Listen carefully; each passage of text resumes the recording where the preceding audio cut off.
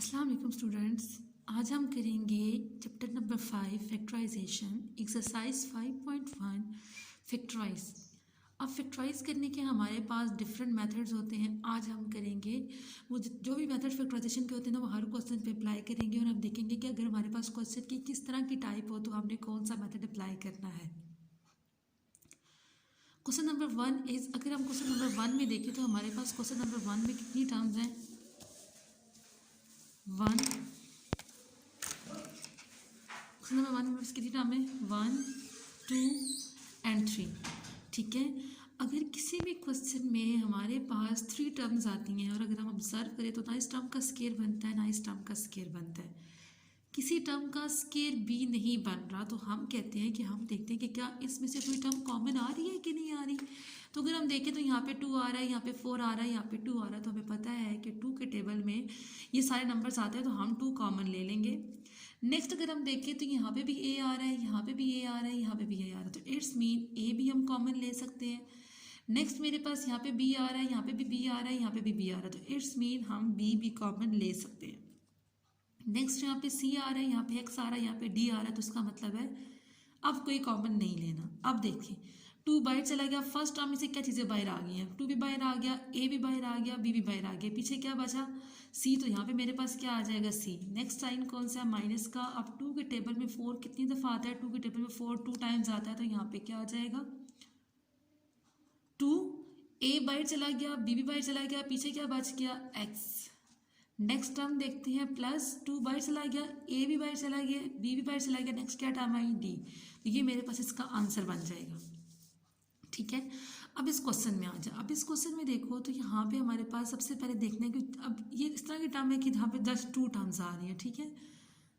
तो हम ये देखते हैं कि इन 2 टर्म्स में सबसे पहले कुछ चीज़ कॉमन आती है कि नहीं आती। तो हम यहाँ पे ऑब्जर्व करें तो इधर भी x माइनस 3y आ रहा है, इधर भी x माइनस 3y आ रहा है, तो इसका मतलब है कि x माइनस 3y मेरे पास कॉमन आ जाएगा। पीछे रिमेनिंग टर्म्स बच गई, यहाँ पे x माइनस 3y बाहर चला गया, पीछे कौन सी टर्म आ रही है? 3x क्यूब y, ये टर्म बाहर आ गई है। नेक्स्ट साइन कौन सा है? Minus 7x square y square और x माइनस 3y मेरे पास बाहर आ गया। अब x माइनस 3y में से कोई चीज़ कॉमन नहीं आ रही क्योंकि यहाँ पे x आ रहा है, यहाँ पे y आ रहा है, तो कोई टर्म कॉमन नहीं है। अब यहाँ पे देखें इधर से क्या टर्म्स कॉमन आ रही है, क्योंकि यहाँ पे स्क्वायरिंग भी है, क्यूब भी है, इधर 3 है, इधर 7 है, 3 और 7 में से कोई टर्म कॉमन नहीं आ रही, तो हमारे पास इसका मतलब है कोई नंबर कॉमन नहीं आएगा। अब हम वेरिएबल पे जाते हैं।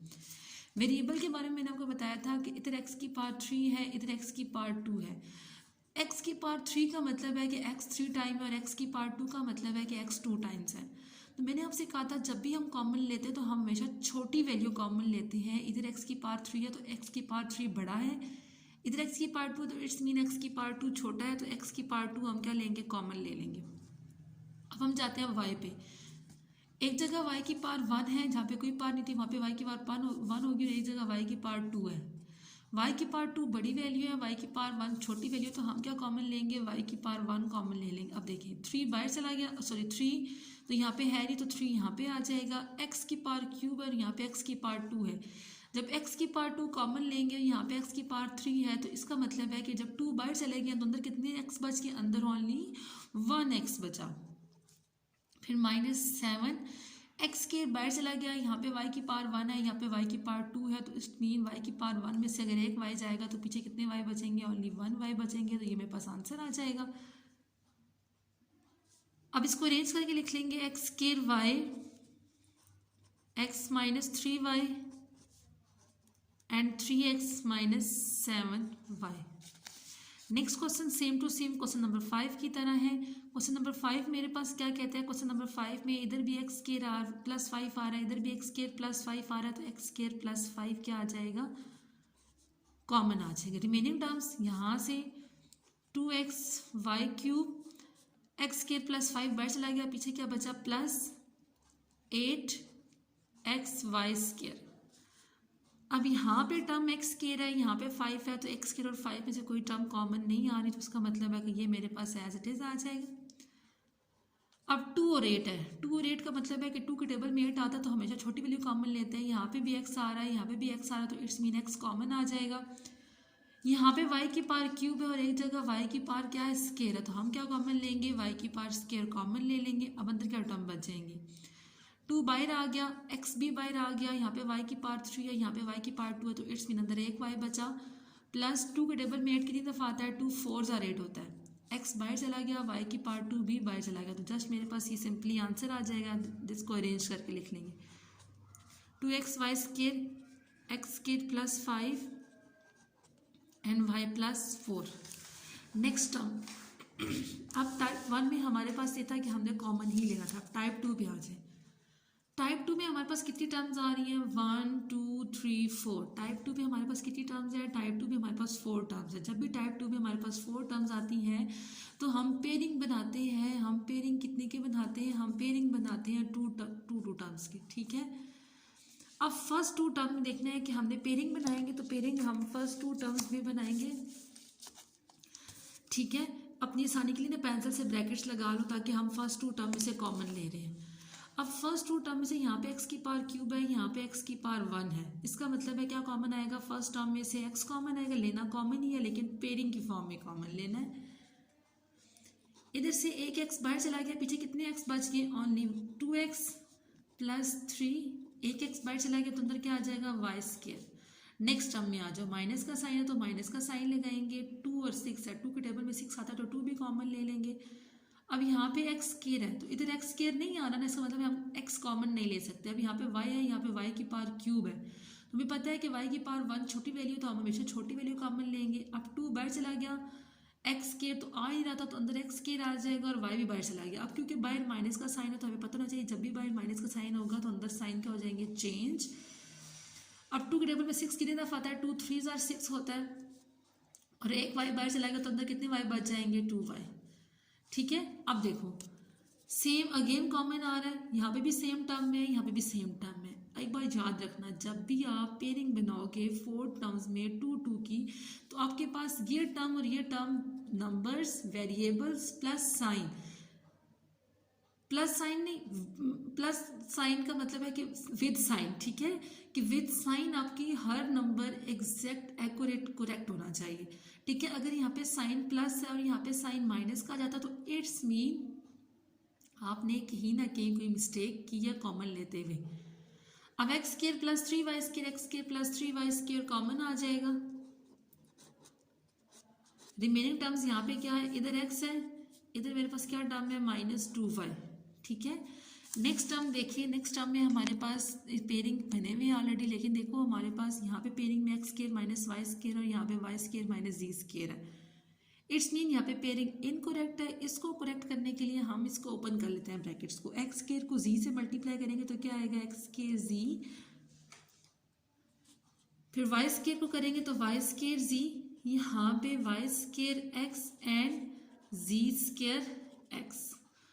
अब हम इसको अरेंज करते हैं, हम किस तरह से अरेंज करते हैं कि जैसे मेरे पास ये एक्स और जी आ रहा है, यहाँ पे भी मेरे पास क्या आ रहा है, एक्स और जी आ रहा है, तो हम इसको इकट्ठा कर लेते हैं। पहले हम प्लस वाली टर्म लिखते हैं एक्स स्क्वायर जी, और यहाँ पे मेरे पास क्या आ जाएगा, minus z square x, remaining ये 2 टर्म्स। अब यहाँ पे मैंने पहले प्लस वाली टर्म लिखी ना, अपने माइंड में ना हिंट बनाओ कि यहाँ पे अगर हमने पहले प्लस वाली टर्म लिखी है, सेकंड माइनस वाली टर्म लिखी है, इन और इन टर्म्स को कंबाइन कर ली और अब इन 2 टर्म्स को कंबाइन करना है, तो पहले हम कौन सी टर्म लिखेंगे, प्लस वाली, क्योंकि हमने इधर जब कंबाइन किया था तो पहले प्लस वाली टर्म लिखी थी, तो सेम यहाँ पे भी हम पहले प्लस वाली टर्म ही लिखेंगे,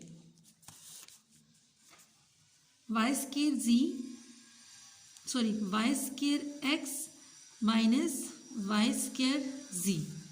अब हमारे पास ओपन इस तरह की फॉर्म आ गई जैसे आपके पहले क्वेश्चन में फॉर्म थी, तो हम 2 2 की पेयरिंग ले लेंगे यहाँ पे भी।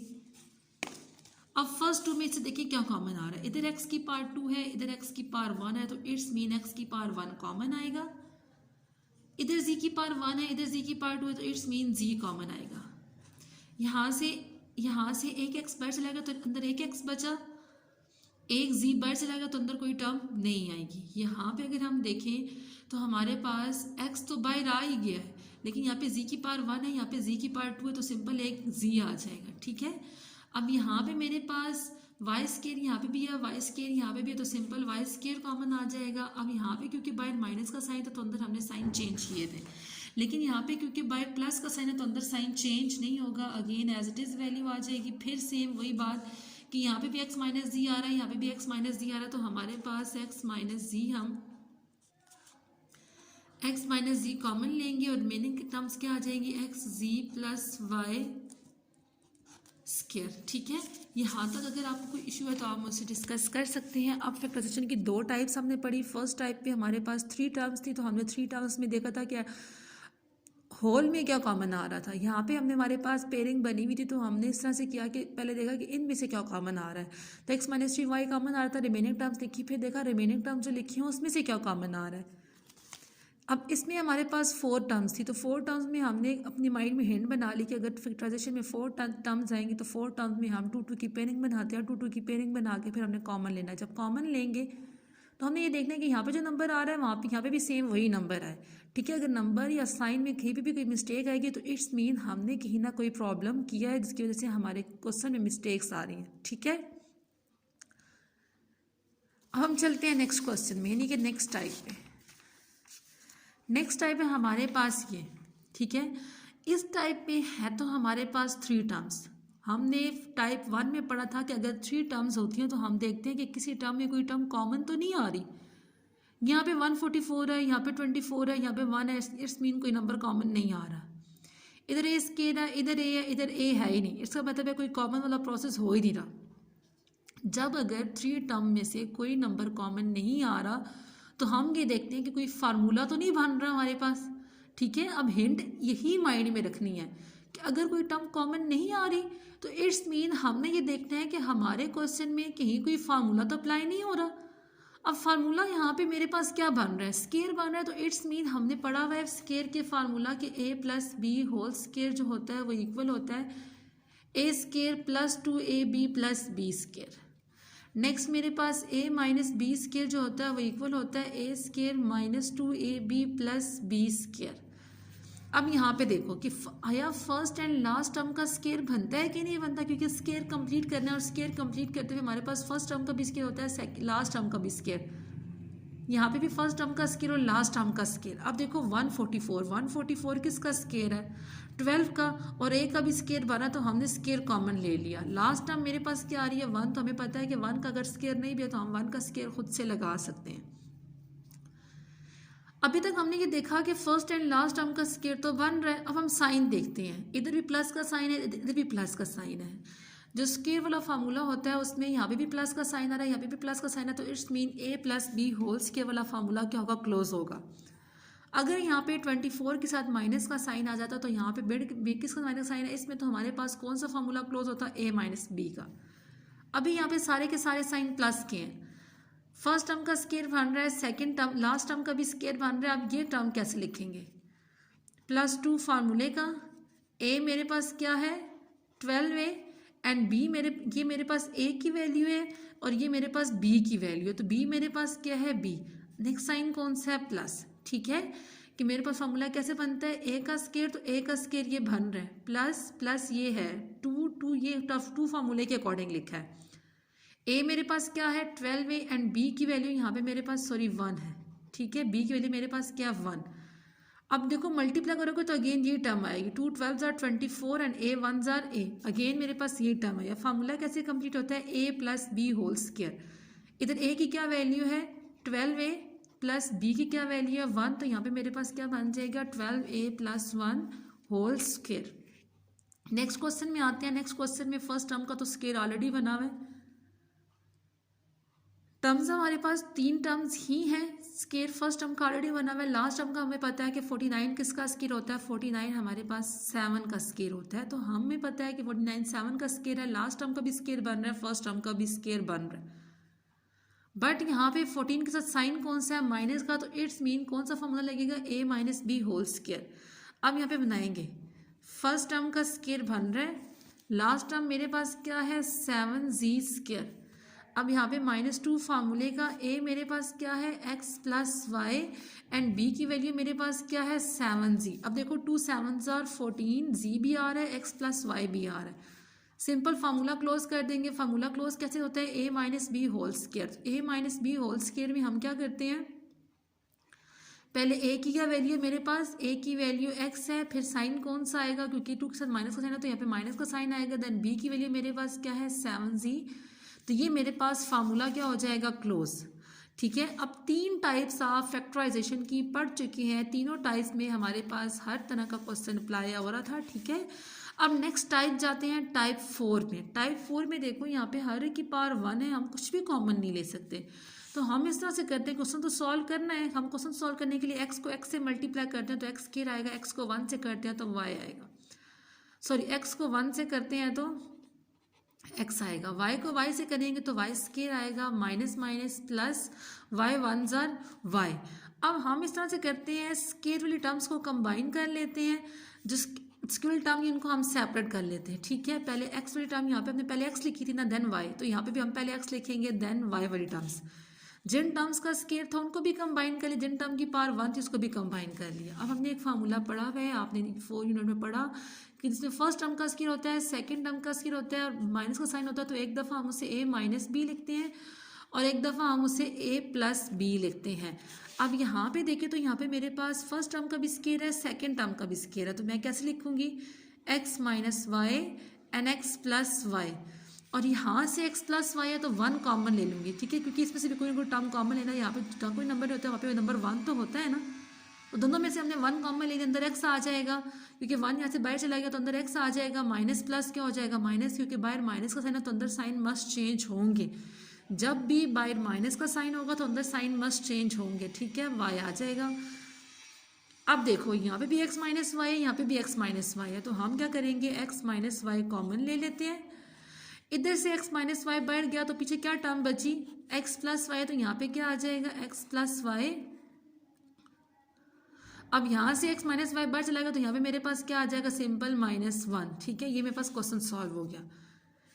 नेक्स्ट क्वेश्चन है दिस। अब इस क्वेश्चन में इधर x आ रहा है, इधर x की पावर क्यूब आ रही है, इधर 3 आ रहा है, यानी कोई स्केयरिंग और कोई क्यूबिंग तो बन ही नहीं रही। तो हमें देखो कि हमें पता है कि 3 और 2 43, 3 के टेबल में 2 43 आता है तो हम 3 कॉमन ले लेंगे, इधर x है, इधर x की पावर क्यूब है, तो हमेशा हम छोटी वैल्यू कॉमन लेते हैं तो x कॉमन ले लेंगे। जैसे 3 बार चला गया, x भी बार चला गया, जब दोनों वैल्यूज बार चलेगी पीछे उसकी जगह क्या बच गया 1। जब भी हम कॉमन लेते हैं और कॉमन लेते हुए किसी भी जगह पे सारी की सारी वैल्यूज कॉमन आ जाती है तो हम उसकी जगह 1 लगाते हैं, हम उसकी जगह 0 नहीं लगाते। माइनस का साइन अब 243 है, 3 8 are 24 एंड 3 1 are 3, इधर से x क्यूब है, इधर से एक x बार चलेगा तो अंदर क्या आएगा x स्क्वायर। अब देखो 3x पे तो कुछ भी अप्लाई नहीं होता, 1 पे देखो फर्स्ट टर्म का भी स्क्वायर है, सेकंड टर्म का भी स्क्वायर है, जब भी फर्स्ट टर्म का स्क्वायर होता है सेकंड टर्म का स्क्वायर होता है, बीच में माइनस का साइन होता है तो एक दफ़ा माइनस में लिखते हैं और एक दफ़ा प्लस में। अब यहाँ पे फर्स्ट टर्म का स्क्वायर आ रहा है और यहाँ पे 81 के स्क्वायर 9 का, तो सेकंड टर्म का भी स्क्वायर आ रहा है।